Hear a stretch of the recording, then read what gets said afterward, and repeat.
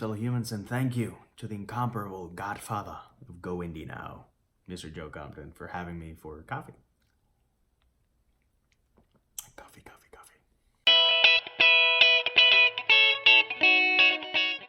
And there are some questions, I have some answers, and the first one is at the very root of what it means to be indie for me.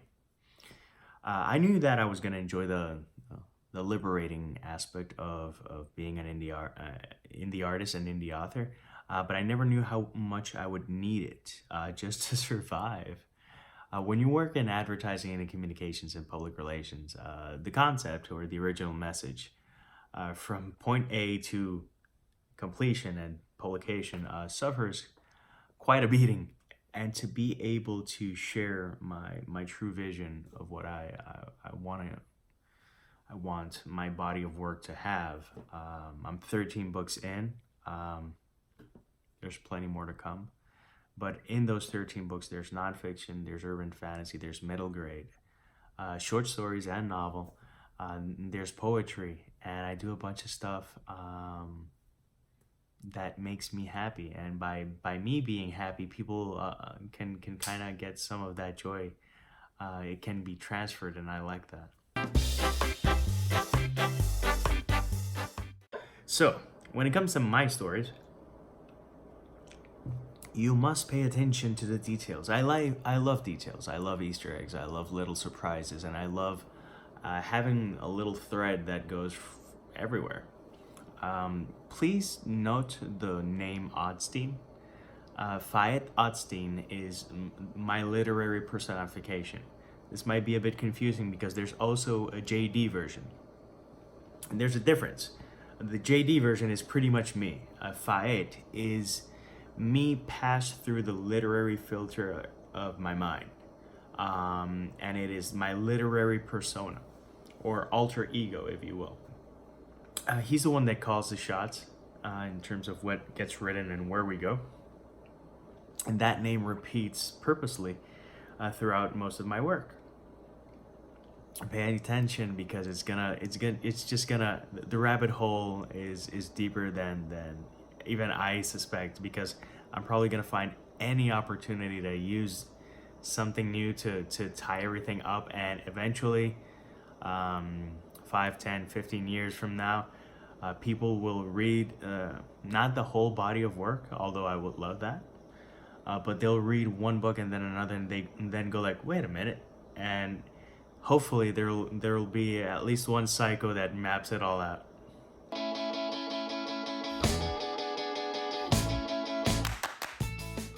When it comes to being successful,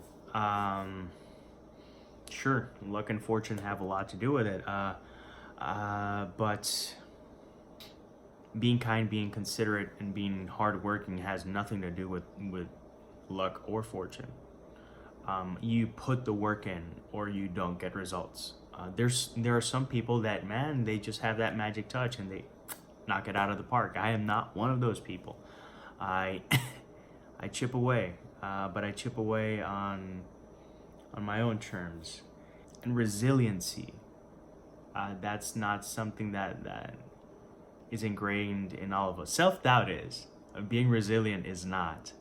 You have to keep pushing and just being stubborn all the way, just to complete your vision and put it to the level that you want it to. It's not easy, and it sure as hell has nothing to do with luck.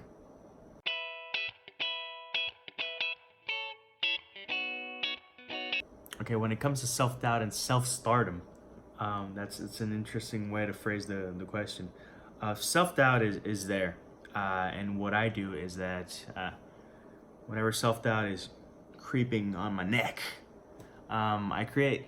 And people ask how I write so much. There's your answer. I'm just fighting self-doubt because if I'm not focusing on that self-doubt and all those thoughts, stuff gets done. A lot of stuff gets done, and that gets me really happy. And as for self-stardom, I think the main thing to get ready for self-stardom is to put yourself out there. A lot of people don't put themselves out there. They don't talk to a store manager. They don't talk to an event coordinator. They don't send an email. They don't go to an event. They don't network. They don't say hi.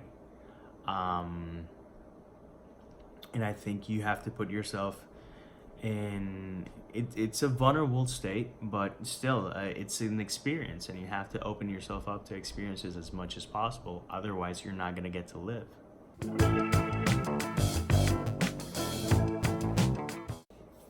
When it comes to fans, I'm a big fan of my favorite artist, and I've been very fortunate enough to meet some of my heroes. Mike Stewart is a prime example of that. Mike Stewart is a 9-time bodyboarding champion, redefined our sport in the 80s and 90s. To me, still the standard of style in terms of so many things.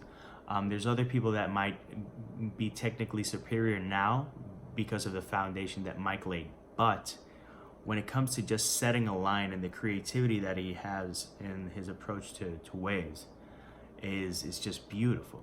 The enthusiasm, the genuine enthusiasm that Mike shows when he meets fans and just people, and he's just eager to please. My brother was like, do a big signature, and he's like, how big? And my brother's like, go huge. And his signature took up the entire bottom of the bodyboard. He's like, is this big enough? He was very gracious with his time and his attention. He responds to comments on Instagram and Twitter and anywhere.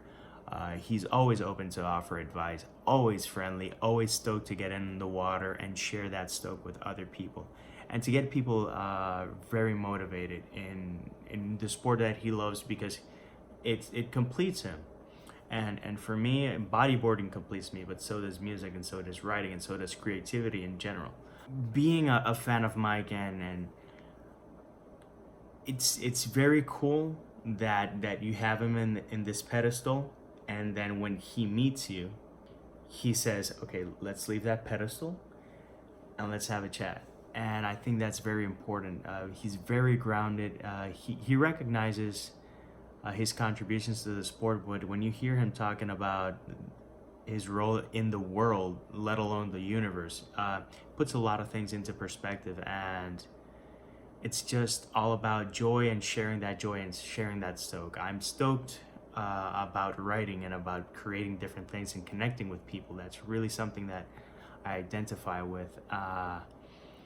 And meeting Mike and meeting other of my heroes, and seeing how they conduct themselves.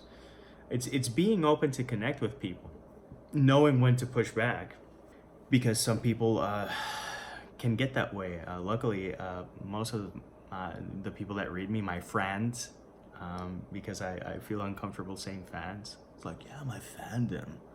I know my friends, which are my friends who read me, friends and fans. They're very generous with their time and with their support, so the least I can do is show them what it means to me. As for where you can get me, you used to be able to get me on Google Plus, but that's going down the gutter. It's a shame. It's a weird platform, but it wasn't bad. But you can find me on Twitter, on Instagram. You can find me on YouTube. You can find me on Facebook. JD Estrada Writer. And the blog is jdestrada.writer.blogspot.com. The blog name for now is For Writing Out Loud, but there might be a change. By all means, drop a line, say hello, and I'll say hello right back. So yeah, those are my answers. This is GoIndieNow. This was Coffee with GoIndieNow. Until next time, peace, love, and Maki rolls. And remember, it's always time to go indie now.